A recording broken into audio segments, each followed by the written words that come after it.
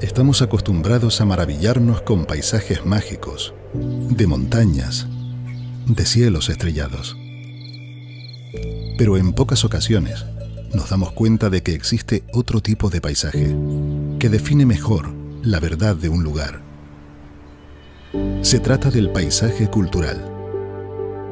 Este es el resultado del cuidado y la transmisión de una forma de ver la vida, de la interacción en el tiempo de las personas y el medio natural. Los Altos de Gáldar son ejemplo de un paisaje cultural que se refugia al pie de unas montañas sagradas y desde ahí se abre al mundo para compartir su historia contigo.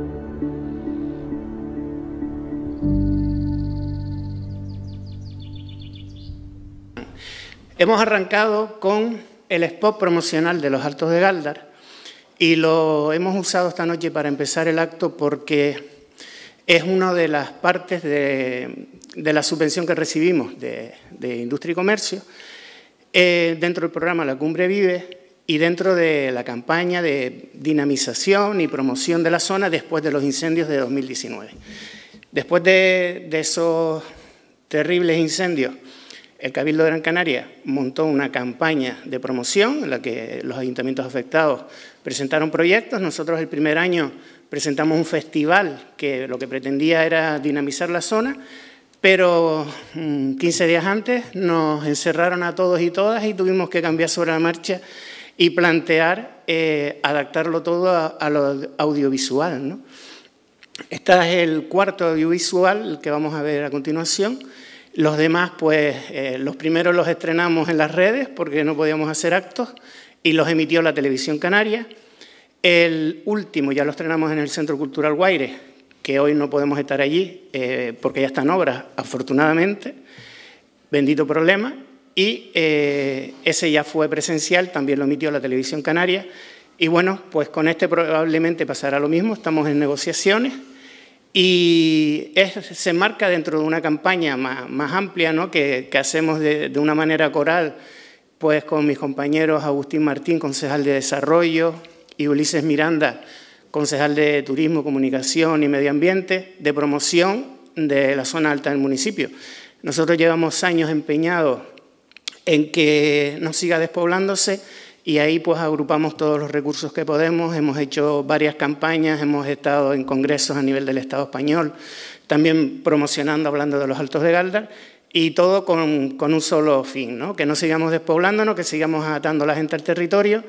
Y bueno, pues algunas cosas se han conseguido. El último, el que estrenábamos que en el Centro Cultural Guaires, que lo dedicamos fundamentalmente a la educación, a las escuelas rurales, pues bueno, tuvo sus consecuencias, ¿no? Algunas de las directoras nos decían que el lunes siguiente a la proyección en la televisión autonómica habían matriculado 4 niños y niñas. Eso en una escuela rural donde a veces son 8 o 9 es mucho. Y eso en alguna de ellas posibilitó que de un nivel solo tuvieran 2 niveles. Entonces yo creo que es un trabajo que no cae en saco roto, que nosotros seguimos empeñados en ello y que después de varios documentales donde hemos tratado diferentes cosas desde el punto de vista artístico, como el que dirigió Mario Vega, o uno más en línea promocional pura y dura, que fue el que hicimos con Quinegua, pues después nos tocó el escolar, que fue una idea de Yeray Rodríguez, y nosotros consideramos que uno de los grandes valores que tenemos en esa zona, y una de las grandes apuestas, es la Casa Cueva, ¿no? La Casa Cueva, desde sus orígenes, en nuestros antepasados, en los antiguos canarios, hasta hoy en día, cómo se siguen usando, cómo se siguen poniendo en valor, ¿no? Y entonces, pues, mis 2 compañeros y yo decidimos que teníamos que apostar por eso y hacer una promoción y encargamos ese documental. Pero bueno, antes de darle la palabra a los responsables del mismo, sí me gustaría que interviniera pues, la responsable de que lo estemos estrenando y de que lo hayamos podido realizar, porque es quien lo ha financiado desde el Cabildo de Gran Canaria, que es Minerva Alonso, consejera de Industria, Comercio y Artesanía. Yo poco que decir, el Cabildo de Gran Canaria puso esta iniciativa en marcha en el año 2019 debido al fatídico incendio y con el objetivo de dinamizar las cumbres de la isla de Gran Canaria.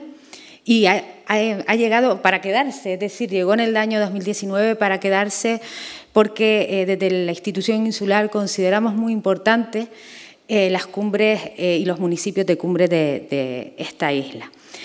Qué bonito y qué bueno cuando se dan subvenciones dirigidas al desarrollo social y económico de un municipio o de territorios de ese municipio y se hacen transmitiendo, divulgando nuestro acervo cultural. Yo tengo que felicitar este tipo de iniciativas porque no siempre se desarrollan acciones culturales de transmisión de nuestro patrimonio tangible e intangible para dinamizar económicamente y socialmente también los territorios de cumbre del municipio de Gáldar. Por eso tengo que felicitar al Ayuntamiento por esta iniciativa. Gáldar atesora un legado muy importante, riquísimo, herencia de nuestros ancestros, y este documental pone en valor pone en valor nuestro patrimonio, nuestra riqueza histórica. Por lo tanto, yo no me queda más que decirles que disfruten. Yo he venido a disfrutarlo como el del año pasado, que fue maravilloso también. Y también felicitar al director, al guionista, a Víctor Guerra, Osvaldo Guerra y también a Ana Gil y todas las colaboraciones que ha tenido este documental. Muchas gracias, disfruten y buenas tardes. Bueno, y ahora pues va a intervenir otra persona que también se ha caracterizado desde su llegada al ayuntamiento por una apuesta decidida por la zona de medianías y cumbres de nuestro municipio. Lo de crear una concejalía de medianías no es sino una prueba evidente de la apuesta por esa zona, ¿no? Quizás porque también, como la mayoría de nosotros tiene sus raíces en esa zona, pues a continuación los dejo con nuestro alcalde Teodoro Sosa. Tanto la introducción de nuestro concejal de medianías como de nuestra consejera, pues el alcalde también tenía que felicitar al guionista, al director, a Ana, Osvaldo, Víctor, pues seguro que el trabajo magistral que nos van a presentar hoy. Gáldar, ciudad de medianía y de cumbre, sí, ciudad también que contempla el desarrollo igualitario de nuestro territorio. No puede ser que a día de hoy, y escuchen bien esta cifra, 25.000 personas vivan prácticamente en la zona de costa y solo 700 personas en la zona de medianías y cumbre. Se ha despoblado. Yo no me gusta utilizar la expresión de la España vaciada, eso queda bien en la península, pero sí que tenemos que decir que Canarias se vacía en la zona de medianías y cumbre. Y se puede, pues, llorar por las esquinas o dar pasos al frente. Y creo que los hemos dado. Ahora Carlos explicaba que este ayuntamiento se ha caracterizado por el nombramiento de un concejal específico para la zona de medianías, de tener una oficina permanente en la zona de Caideros, de luchar por las escuelas unitarias, de luchar porque no se cierre el último consultorio en la zona de medianía. Y miren que nos hemos enfrentado durante años a muchos gobiernos de todos los colores políticos que después la sensibilidad la tienen en otro lugar, porque para recortar se recorta siempre por el más débil. Y sin embargo, pues tengo que decir que sí que hay un aliado en estos momentos, que es el Cabildo de Gran Canaria, con un proyecto muy bonito que se llama La Cumbre Vive, en la que muchas consejerías de forma transversal están trabajando en el desarrollo de esta zona. La Consejería de Agua, la Consejería de Soberanía Alimentaria, la Consejería de Industria, la Consejería de Arquitectura y Vivienda, la Consejería de Presidencia, trabajando estrechamente para intentar que las inversiones se equilibren también en el territorio. ¿Hay mucho por hacer? Sí. Y yo les digo que tuvimos un incendio terrible, que todos lo vivimos en el año 2019, y lejos de suceder lo que pasaba anteriormente, que las críticas al poco tiempo era que no se llegaban las inversiones, que no se mantenía pues las infraestructuras, que se perdía mucho patrimonio personal.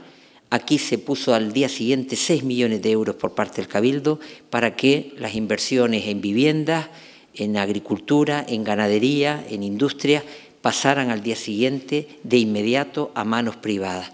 Eso yo creo que fue una apuesta decidida. Hoy la mayor parte de los privados, de los promotores, pues ya tienen ese dinero en su poder y afortunadamente también en el caso concreto de Galdar, desarrollando un plan de barrios que es también pionero, equilibrando la zona de medianías y la zona de costa. 6 millones de euros, 3 millones en las medianías, 3 millones en la zona de costa. Esa es la manera que tenemos de justificar que las cosas se hacen como se tienen que hacer.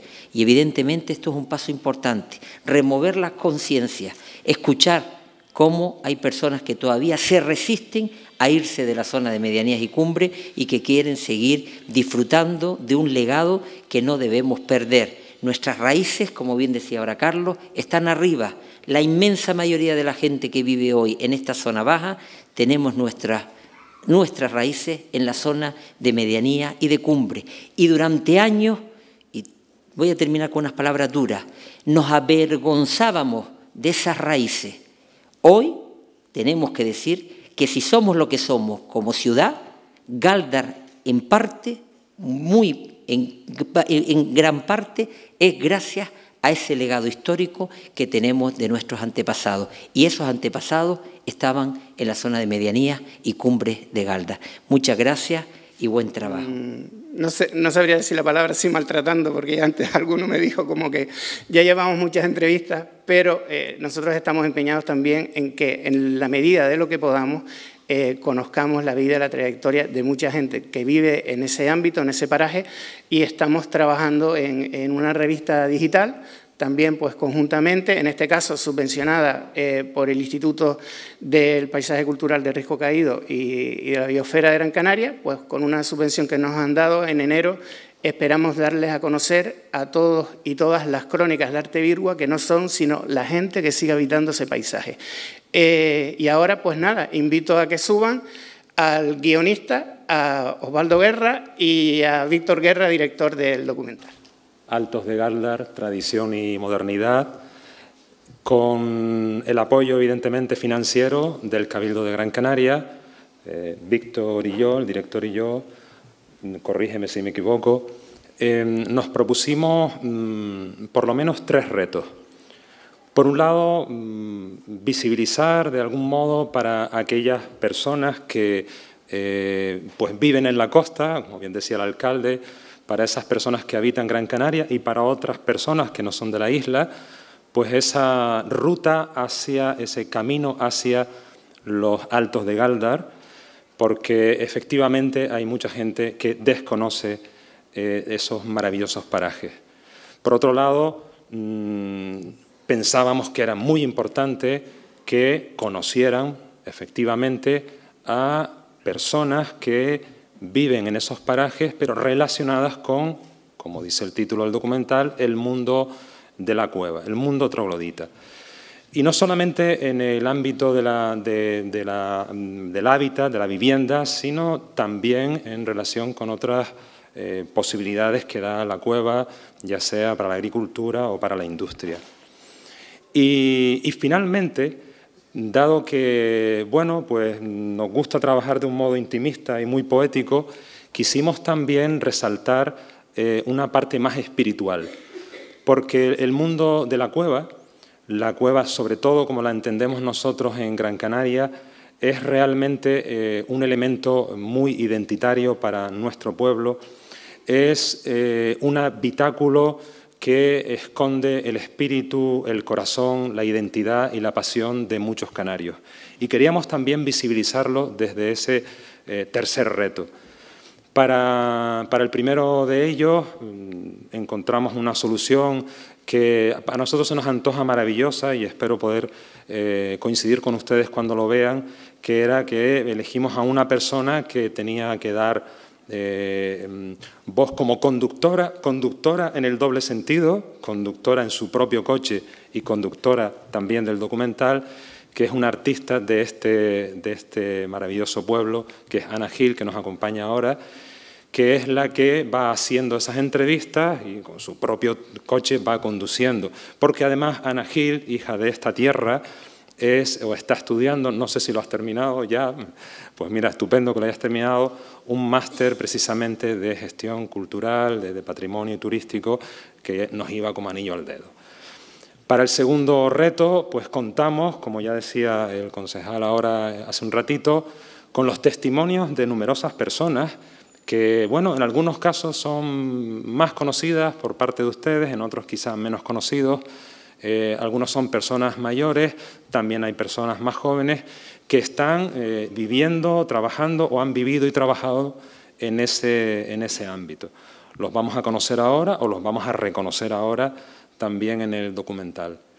Y para el tercer reto, la otra voz que queríamos poner es una voz muy poética, una voz que está en los poetas que o bien han nacido en el municipio de Gáldar o bien han escrito poesías que están relacionadas especialmente con el ámbito, con esas tierras altas del municipio, y que seguro que les va a gustar porque le va a dar al documental un toquito, como digo, muy intimista y muy espiritual. De hecho, Balada de la Cueva no es un antojo nuestro, sino que es el título de un poema del gran poeta gran canario Pedro Perdomo Acedo.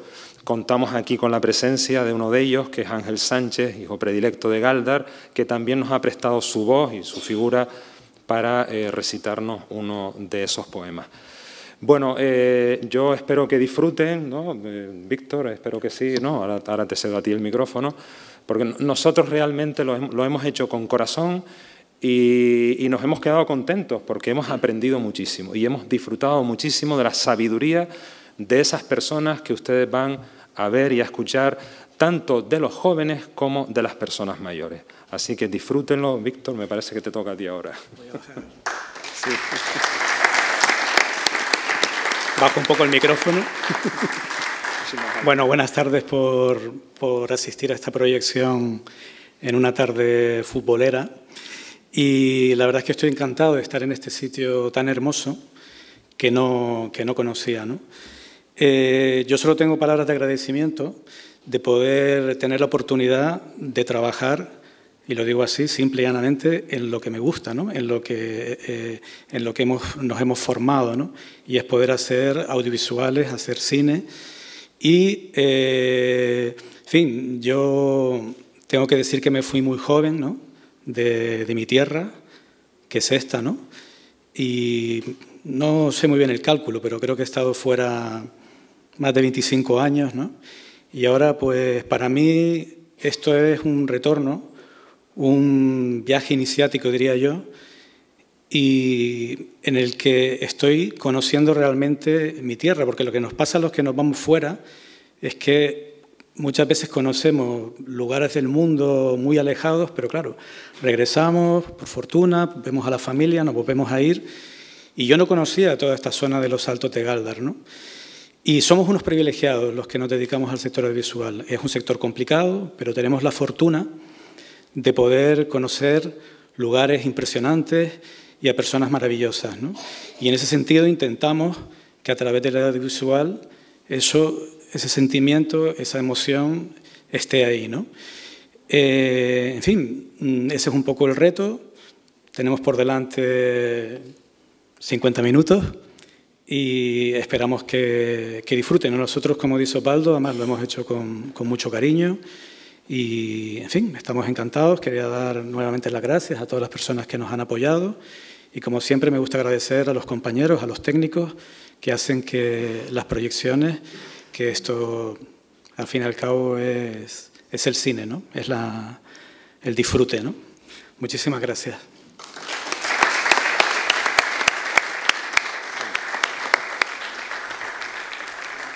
La cueva tiene un límite.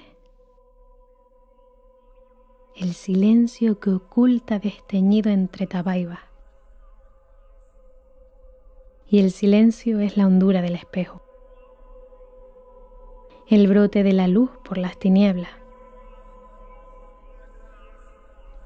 El odre que curte la sed para el desierto. La siesta de la música. La niñez del guijarro que aspira a llegar lejos. La memoria del sol en los terrones. Y la muda piedad ante lo feo.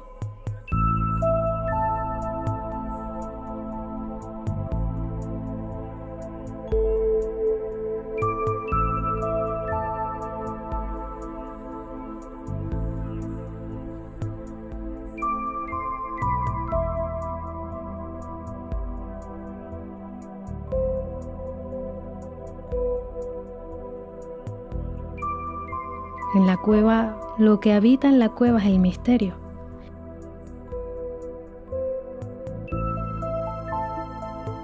Cuando se desmoronan las empolvadas maragullas,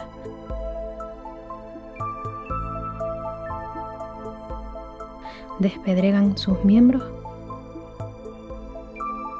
y con la vitalidad que el monte hunde, se precipita en el barranco un sueño.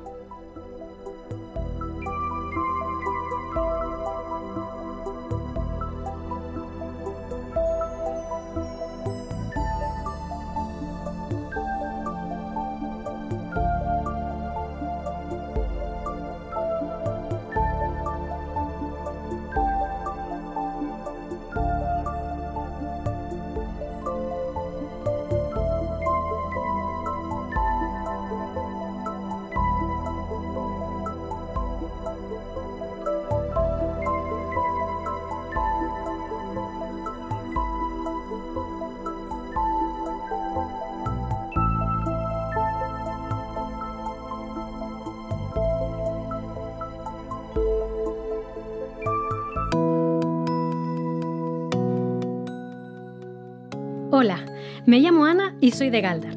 Estudio un máster en gestión de las industrias culturales y creativas. Me gustaría que mi proyecto final girara en torno a los Altos de Galdar, porque así ayudaría a dar a conocer la importancia de las cuevas en la vida de las personas de estos lugares. Creo que es algo muy bonito que hay que divulgar entre nuestra gente y también entre los que vienen de fuera. Bienvenidos y bienvenidas a mi cuaderno de bitácora.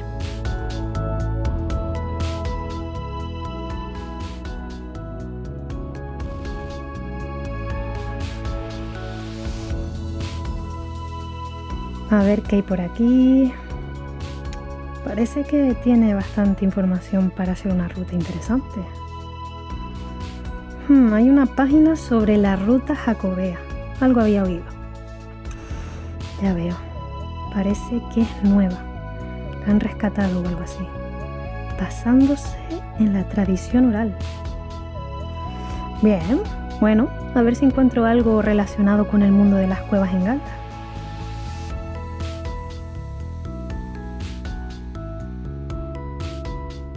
La acción humana ha creado este tipo de hogar a los materanos, que han legado a través de estas paredes su historia, que tanto nos recuerdan a la nuestra, a ese paisaje de las cumbres Gran Canarias ahora reconocidas y concretamente a nuestras casas cuevas de Barranco Hondo y el Tablado de Juncalillo.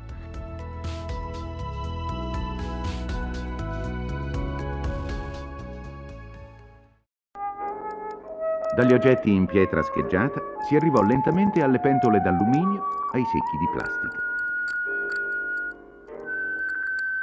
Dove esistono case più antiche di quelle di Matera, che hanno avuto ininterrottamente inquilini dai cavernicoli agli uomini del XX secolo? Una città dunque dalle radici che si perdono oltre la storia, ma che ha conservato intatti nei millenni il suo volto e la sua anima.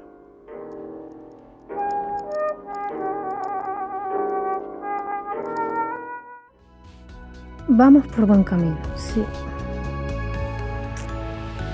Aquí está. Aquí dice Altos de Galdar. Sí. Es justo lo que estaba buscando. En 1646, el cronista López de Ulloa describe Galdar así: asiento y morada de los reyes guadartemes de aquella isla, como un lugar donde las más de las habitaciones son debajo de tierra, en cuevas naturales y artificiales. Hay muchas casas labradas de lo antiguo, pero con el largo tiempo han ido en disminución, y aunque los dueños las puedan fabricar, como las cuevas son casas de aquellos nobles antiguos naturales, tienen por gran blasón la conservación de ellas.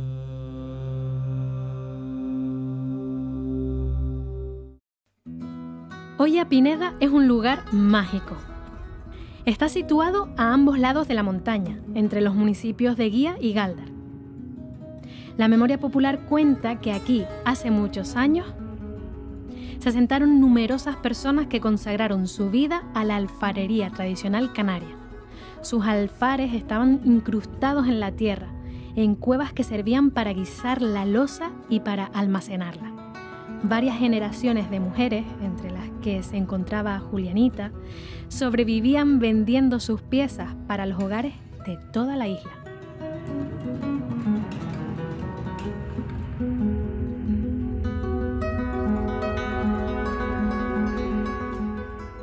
Hola Rafaela. Hola mi niña. ¿Cómo estás? Bien. Bien, muchísimas gracias por abrirme las puertas de su casa.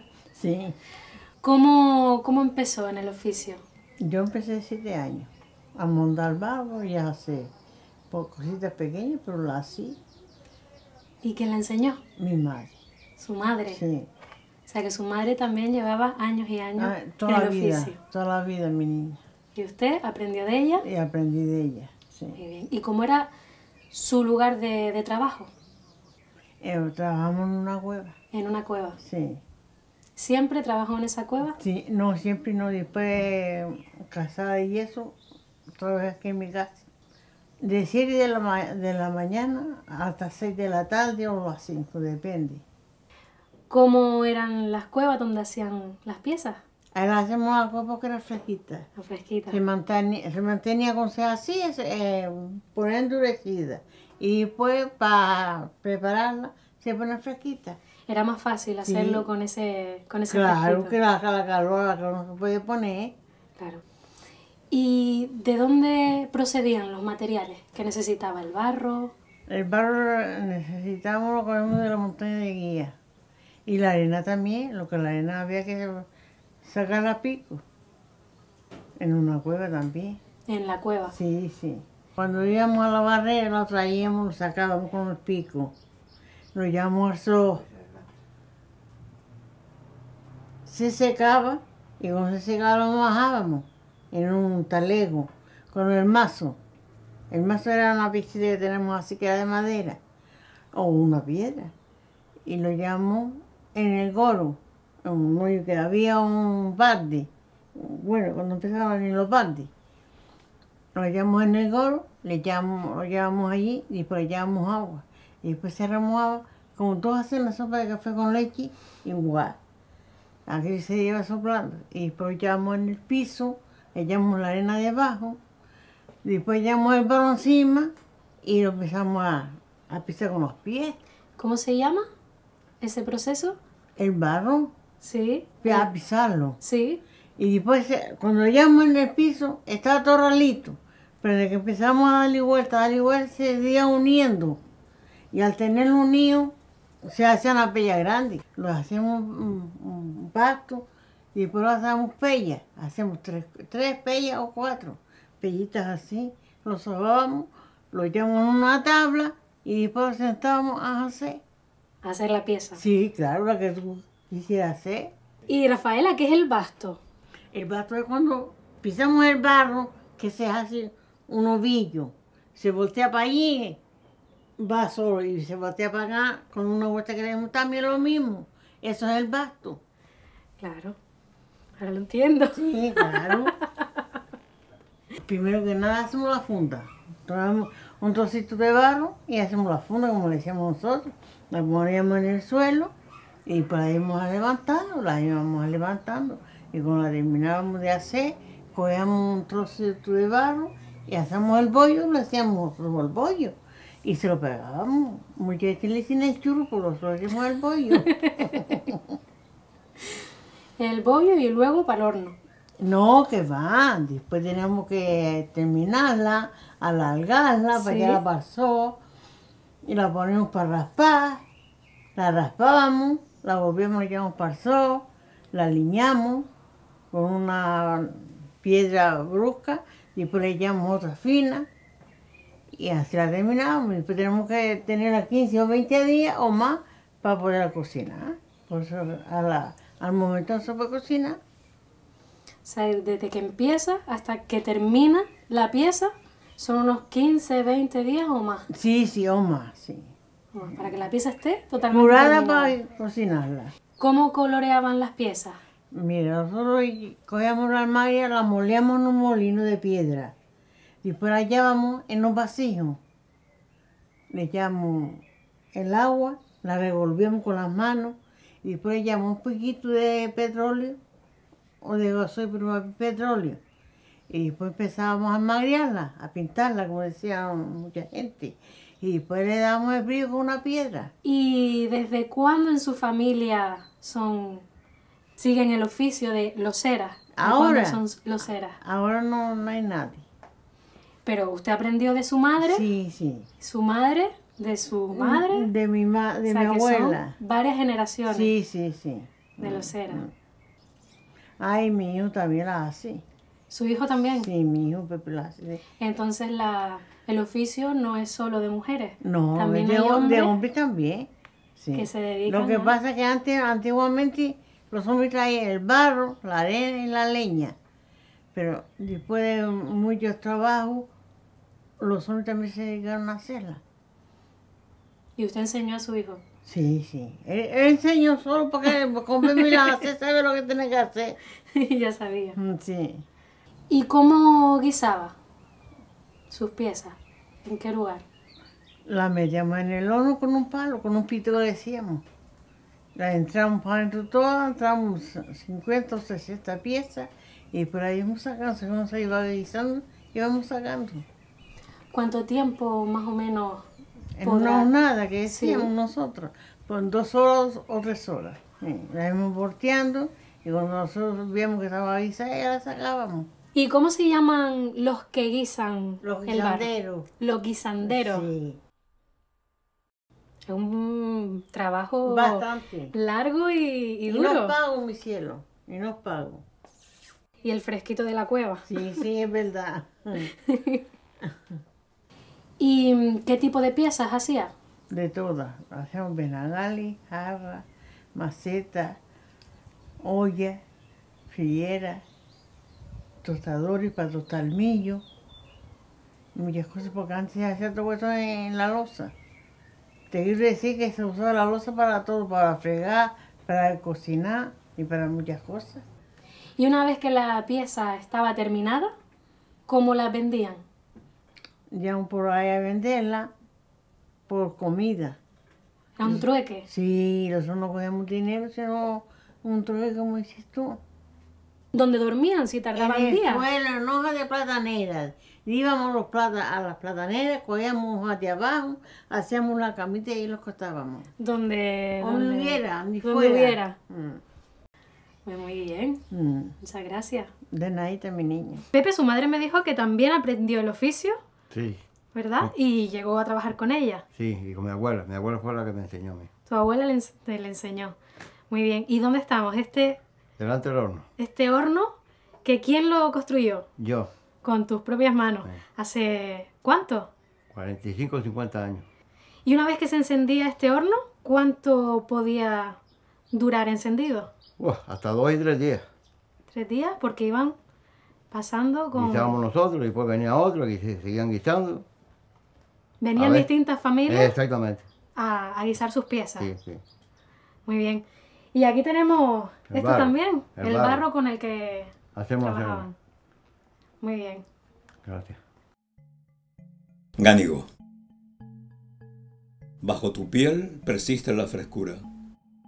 Intacto te conservas como vida en el frío. Un nuevo aliento espera para cantar tu voz aplacadora. Si mis labios se acercan a tus ásperos bordes, agua limpia de acequia sonará por mi pecho. Nada en ti nos descubre la belleza, pero oculta en tu forma aún la vida, la esperanza de un pueblo alientan.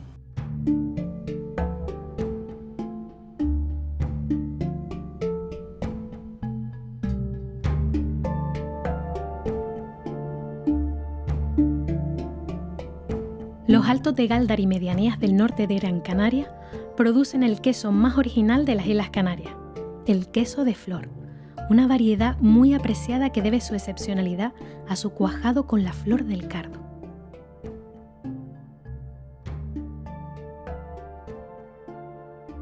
La curación del producto se lleva a cabo sobre cañizos en el interior de cuevas, lo que contribuye a darle su peculiar aroma y sabor. Su corteza es amarillenta o marrón, dependiendo de su tiempo de curación, y lleva impresa los dibujos geométricos de la quesera que distinguen a cada productor.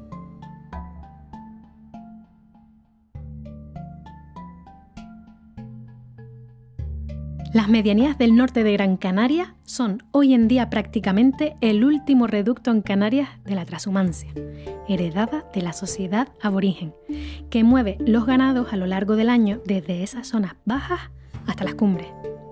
La zona de Caideros es, en la actualidad, uno de los núcleos pastoriles más importantes de la isla. Sus cortijos guardan los ganados que hacen las mudadas, nombre con el que se conoce el movimiento de los rebaños en busca de los pastos. Las 3 razas de oveja autóctonas que existen son la palmera, la peligüey, que no tiene lana, y la canaria, la más abundante. La oveja canaria actual es mezcla de los rebaños aborígenes con los ovinos procedentes del sur de la península ibérica.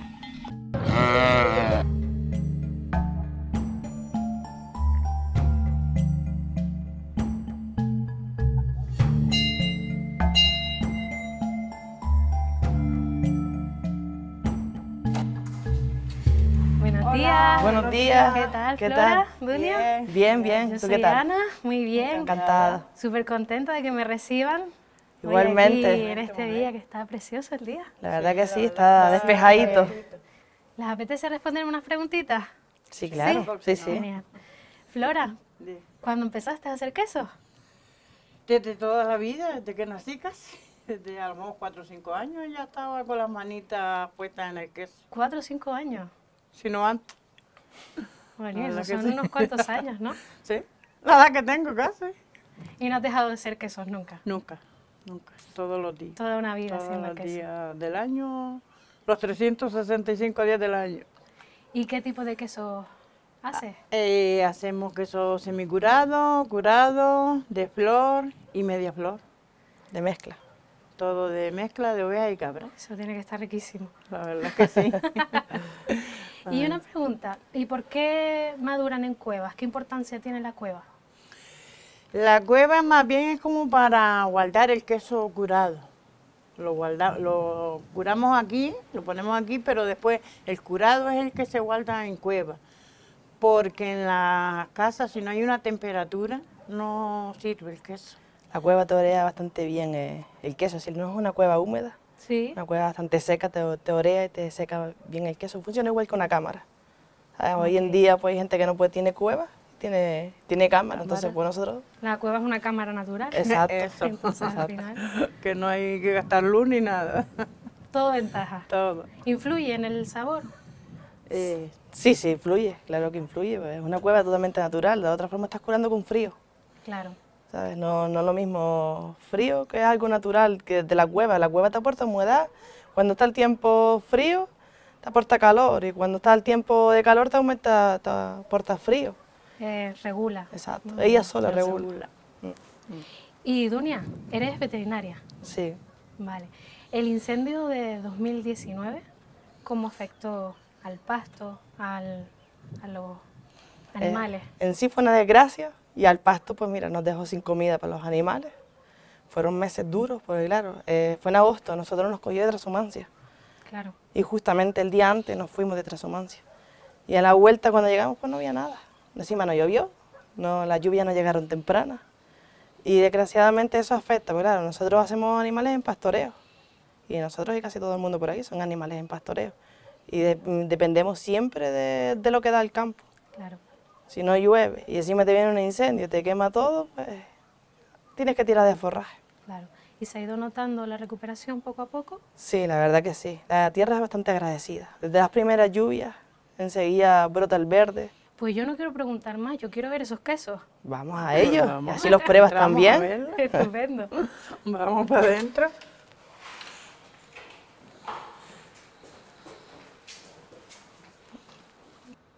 Tienen muchísimos premios. Sí, algunos hay. Pues vamos a ver ese queso. Vamos, pasamos a la cueva. Adentro.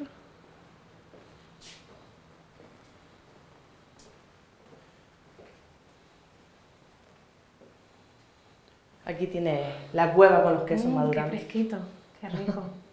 Cueva natural. ¿Son semicurados? Sí, aquí ahora mismo hay semicurados, curados y algunos de media flor. ¿Y los curados cuánto tiempo llevan aquí, más o menos? Aquí no, lo pasamos con un mes, mes y medio, los pasamos a otra cueva totalmente natural y están ahí cerca de un año. A partir de 8 o 9 meses empezamos a venderlo. Lo único que quieres probarlo, si quieres probarlo... Claro, sí puedo, sí. Pues vamos a ello. ¿Te doy a probar el curado? Vamos a intentarlo.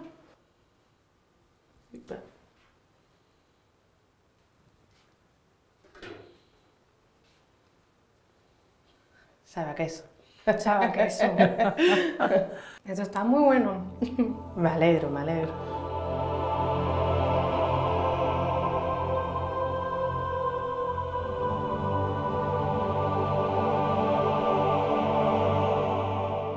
Te enseñaré todos los prados de la isla, besaré tus plantas en cada amanecida, te mostraré los nacientes de agua clara en ñamerales umbrosos, las corrientes de bizarras lavas. Te conduciré donde brotan las hespérides silvestres y los tunos indios. Tendrás provisiones siempre de plátanos verdosos, buenos quesos de cabra en los cañizos de tu hacienda.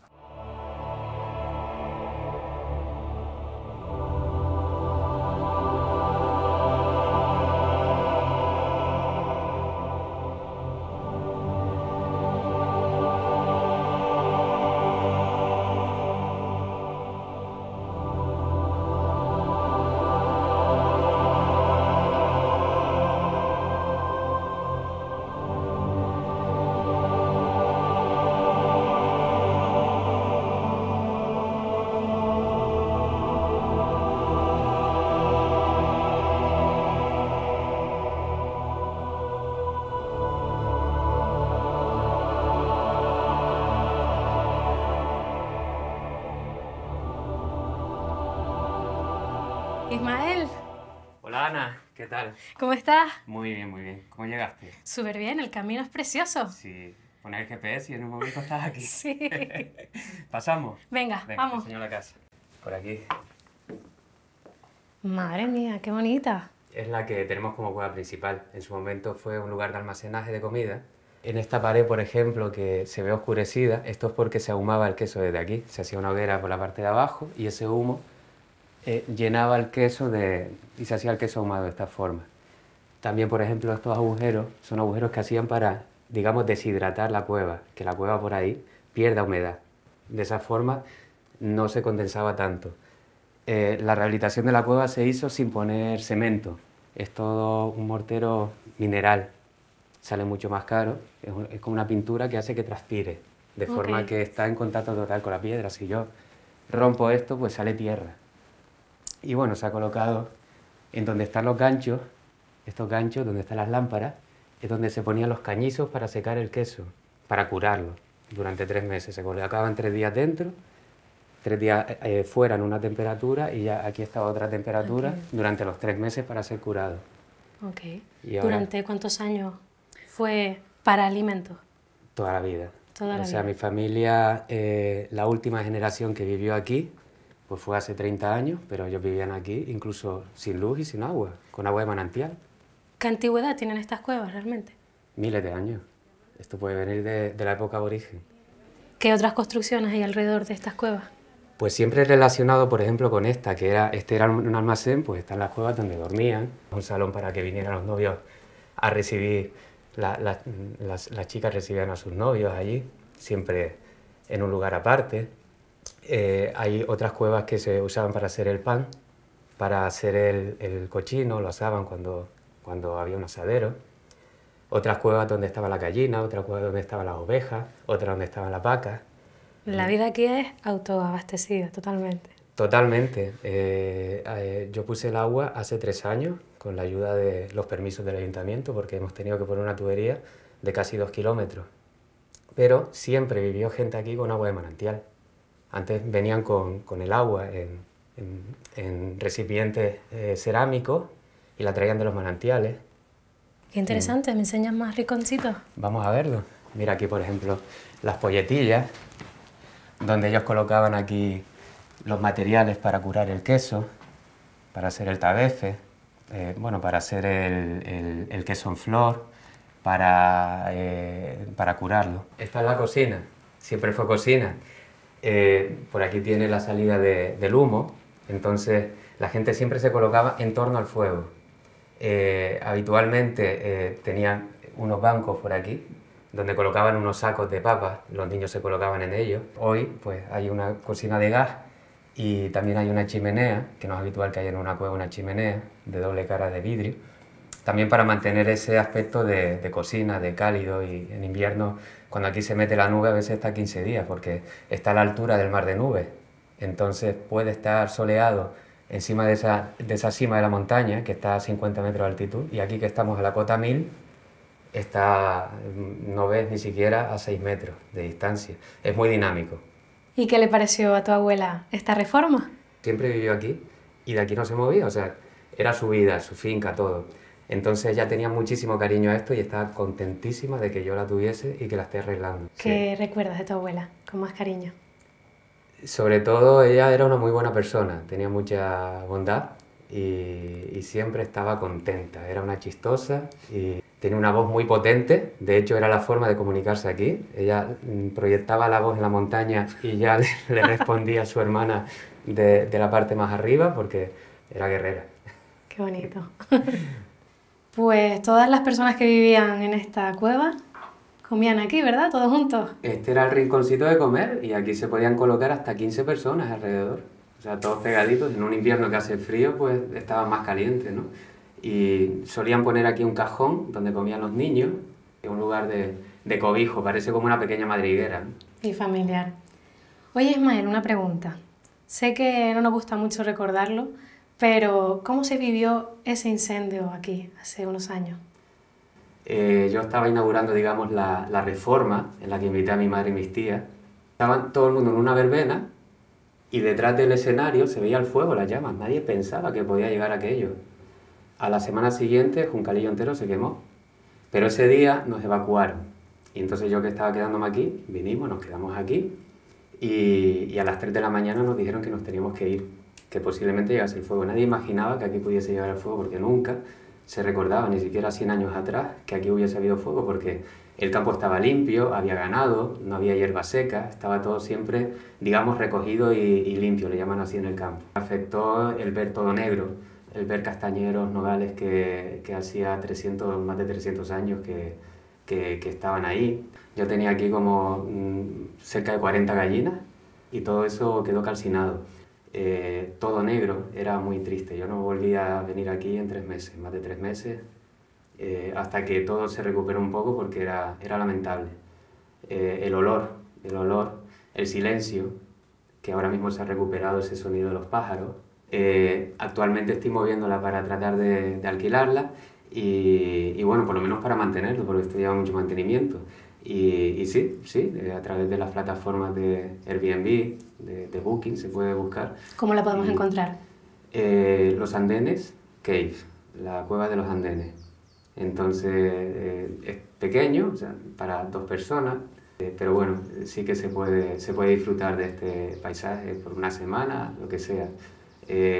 Suelen venir parejas con niños, que es muy agradable estar aquí descansando. Y sería como un viaje en el tiempo para volver al pasado, a ese pasado casi aborigen, pero con condiciones de hoy en día.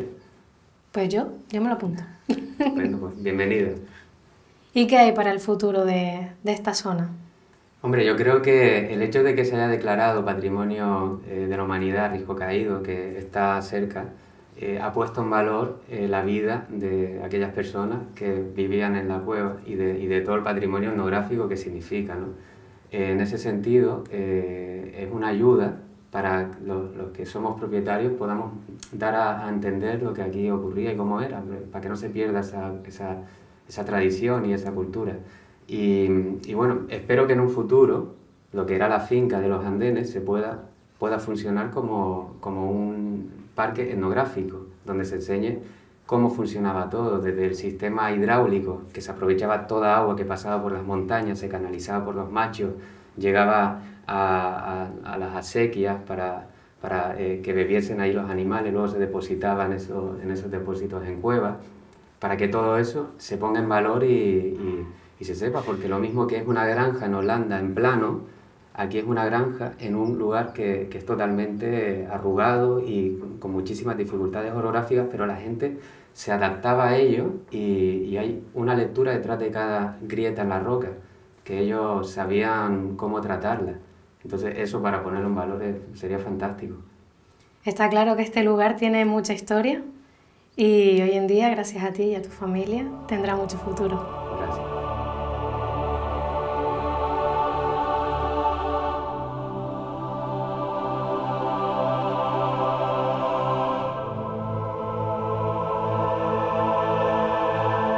Juncalillo es el caserío más alto del municipio de Galdar. Desde aquí, junto a su pequeña iglesia, se puede observar en todo su esplendor el misterioso cielo nocturno de la isla. El Pago está rodeado de poblados de casas-cueva, como las de El Tablado, cuyo origen se remonta al periodo indígena. El Tablado es el mayor núcleo troglodita de esta parte de Galdar. Está situado bajo la Cruz de Valerón, donde el barranco del Culatón empieza a llamarse Barranco Hondo.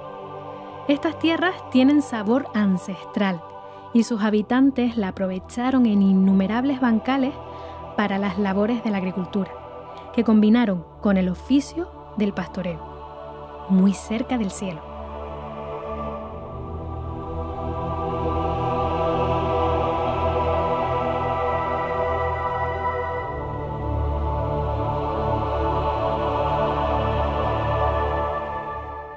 Esta plaza de tierra desnuda y polvorienta, tranquila y sosegada, para venir a cantarla en un día de sol el poeta. Esta ermita, erguida, de blancas paredes, pobre, pequeña, cerrada y bendita. Y el monte de Amagro, cortando el horizonte.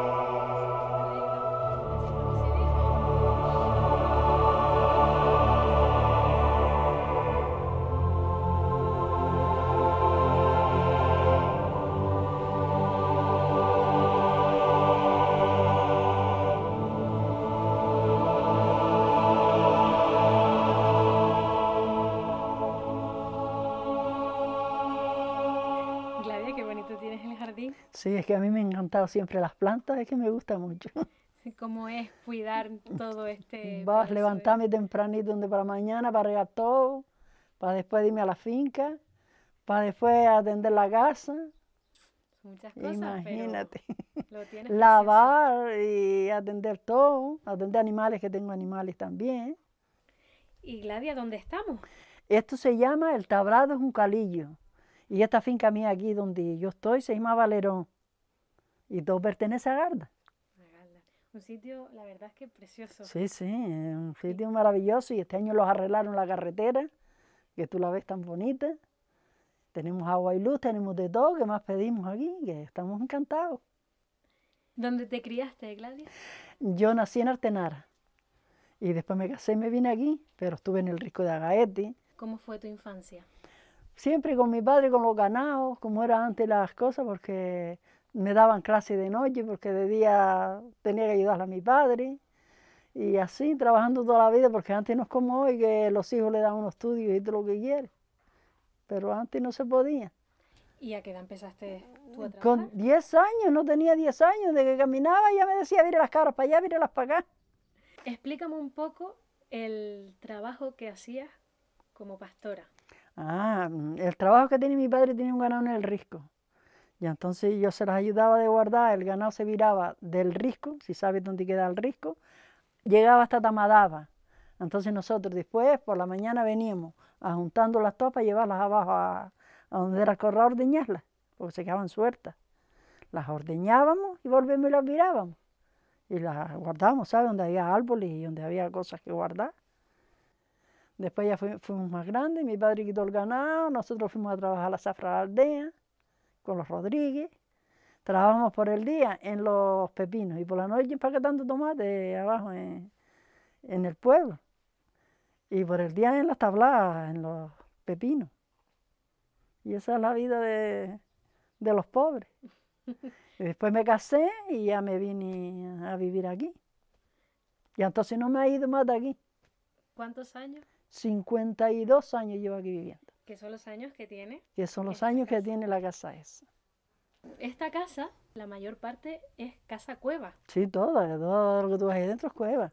Y todo ello por mi marido a pico. Y yo sacando la tierra. Y con la barriga que estaba embarazada. Y con la carretilla. Y nunca, gracias a Dios, me pasó nada ni nada. ¿Cómo es vivir en una casa cueva? Ah, se vive divino. Porque aquí no sientes tú ni bulla. Fresquito, ahora mismo hace calor fresquito. Está lloviendo y está todo, no te enteras de nada calentita ahí dentro. Una maravilla.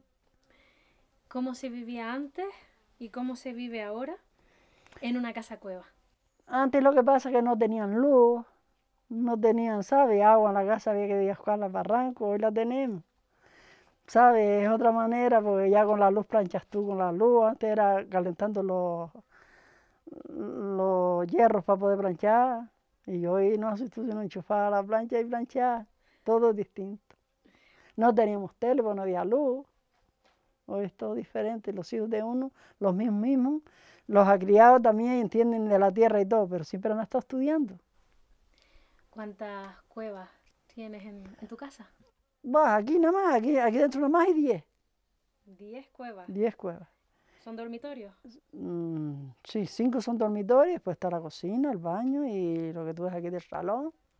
¿Haces el vino en cuevas también? Sí, lo tengo, hay que ponerlo en cuevas, eso no sirve en obra porque tiene que ser el fresquito de... ¿Y cómo es el proceso? Del vino, exprimir la uva, hay que exprimir la uva, después se deja 40 días que se haga mosto y después se cuela los garrafones en unos bidones que yo tengo preparados, la parrilla que yo tengo preparada. ¿Te gusta vivir en esta casa? Sí, sí, y no me iría de aquí nunca. Es que irme yo de aquí hoy sería matarme porque, ¿sabes? Estoy acostumbrado hasta aquí, me quitarían la vida porque con lo bien que se vive aquí, tú no oyes aquí, sino alguna mosca si vas, tranquilita. ¿Cuántas casas cuevas hay por la zona? Pues yo no las he contado, pero unas cuantas hay, por lo menos 200. Sí, de cuevas, sí. ¿Son unas cuantas? Sí, son unas cuantas, porque todo esto por ahí para abajo, para adentro, hay unas cuantas cuevas. ¿Sí? Es que antes aquí vivía, o había 3 escuelas. Los 2 grupos que están allí y otro que había abajo, donde está esa casa abajo, era otro grupo escolar. Y eran 3 llenos de niños, porque antes la gente era 8 o 9 chiquillos cada una. ¿Y de esas 3 escuelas queda alguna? Llenas. Ahora viven, ¿sabes? Como están vacías, sí. Se la han dado a gente para que viva, a gente que no tiene casa, para que viva. En Barranco Hondo de Arriba, donde llaman El Tablado, allí vivió el tío Manuel, un auténtico canario. Casa cueva y gañanía, con su era y su pajar. Cuevas para guardar papas, granero para la cebada, millo, lentejas y trigo, el horno para amasar, queseras y buenos cañizos. Y ya dando al muladar, con su bardo de tuneras, chiquero para el cochino y las aves de corral, la parra y el manzanero con la higuera y el nogal. En Barranco Hondo de Arriba, donde llaman El Tablado, allí vivió el tío Manuel, un auténtico canario.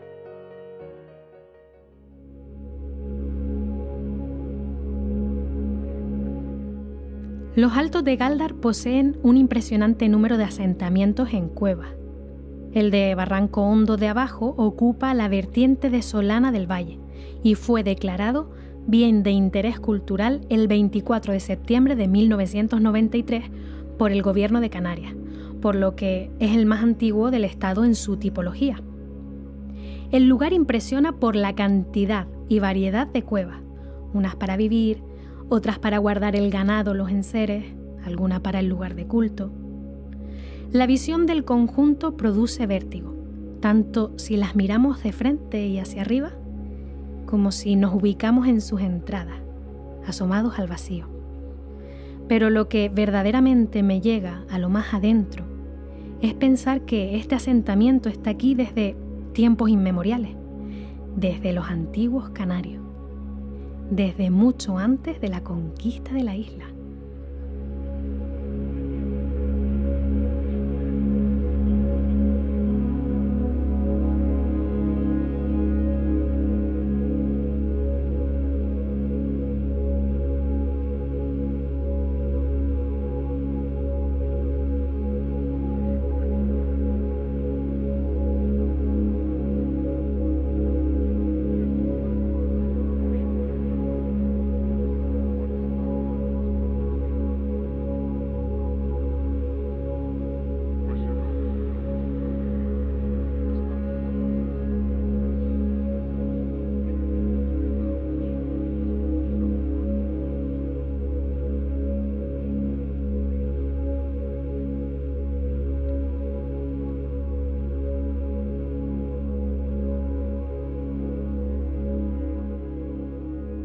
¿Dónde nació usted, Juan? Yo nací en la calle de Dragón, en Galdar. En el año 36, cuando la guerra estalló, los abuelos paternos, como los maternos, nos dijeron que nos vinieran para arriba, que aquí nos pasábamos mejor que abajo, porque ellos tenían fincas, tenían cosas y íbamos escapando mejor. Y luego, pues nada, arreglemos nuestras cuevas, nuestros padres arreglan las cuevitas, y en las cuevitas se vive bastante bien. En tiempo de verano son frescas y en tiempo de invierno están con las más calentitas. Y aquí vamos tirando en las cuevitas, ¿no? ¿Cómo es esta casa cueva? ¿Cuántas habitaciones tiene? Sí, en la casa cueva todos son en cueva. Por ejemplo, esta casa es bastante amplia. Son 3 casas unidas y tiene cocina, tiene su baño en cueva, está acondicionada. Tanto es así que se hizo corto porque la gente traía, y yo soy un poco avaricioso también, para que no se vayan las costumbres nuestras, de lo nuestro. Y compraba, y ampliamos un poco más allá.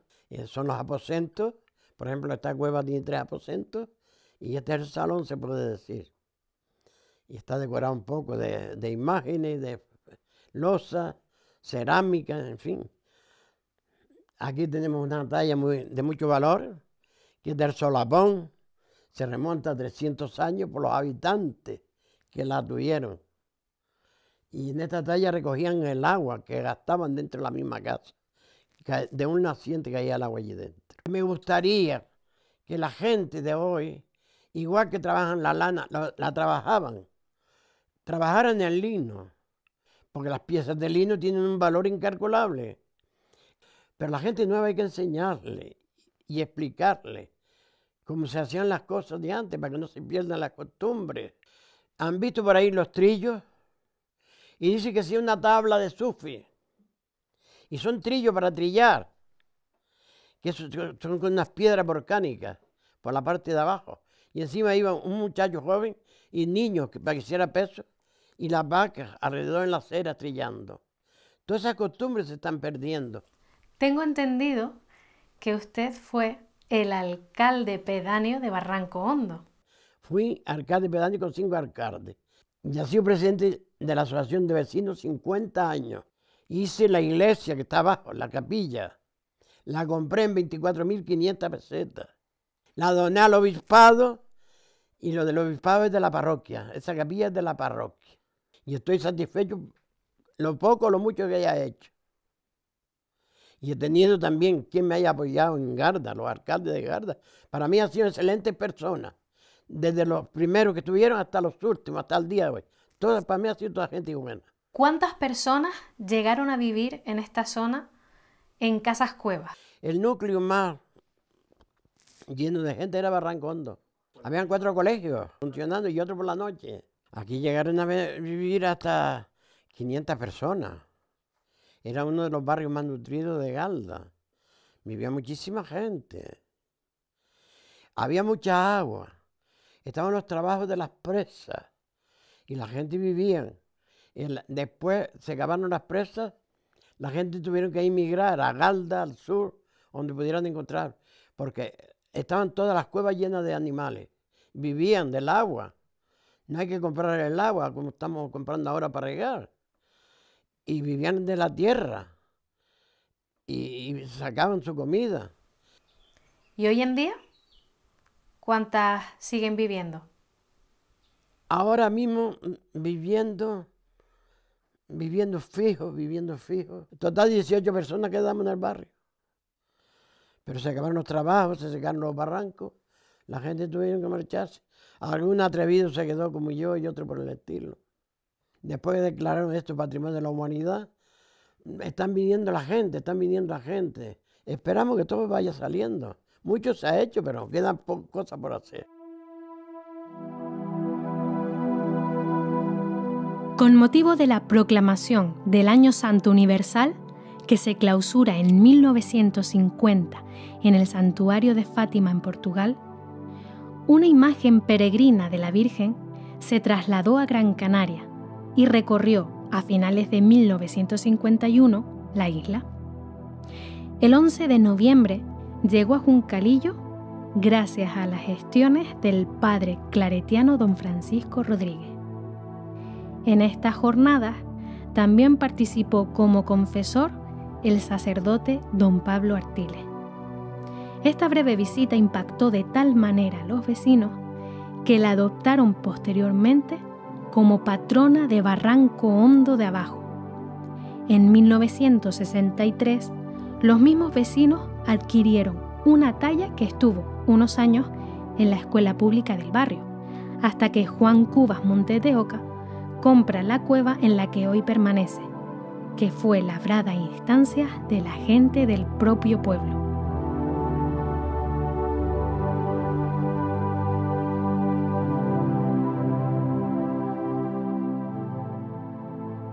En los Altos de Gáldar, como en otras partes de la isla, las cuevas tuvieron un uso diferente de la vivienda o para guardar animales y aperos.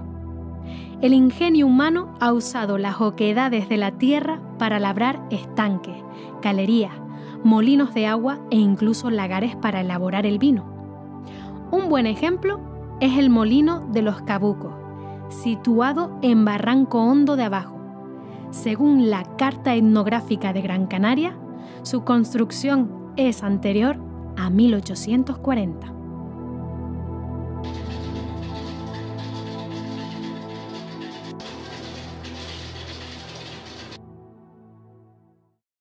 En el campo de Millo, la piña ha florecido.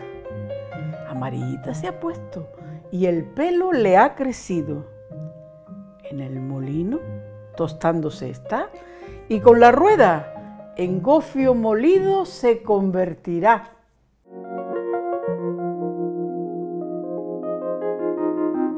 Este viaje por los Altos de Gáldar ha sido increíble. Me ha servido para muchísimo.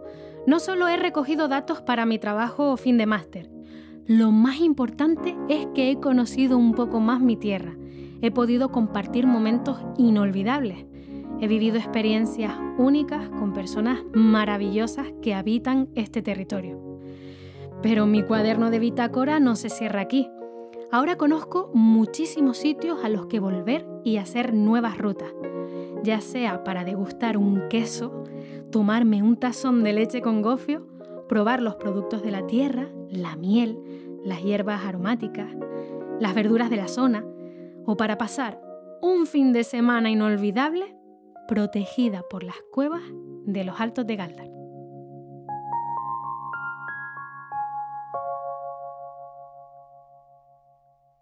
Te busqué por la tierra,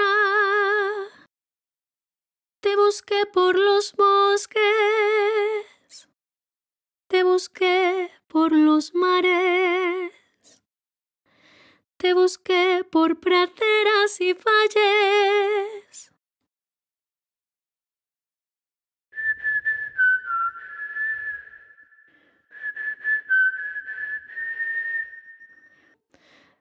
Te busqué por la tierra, te busqué por los bosques, te busqué por los mares, te busqué por praderas y valles,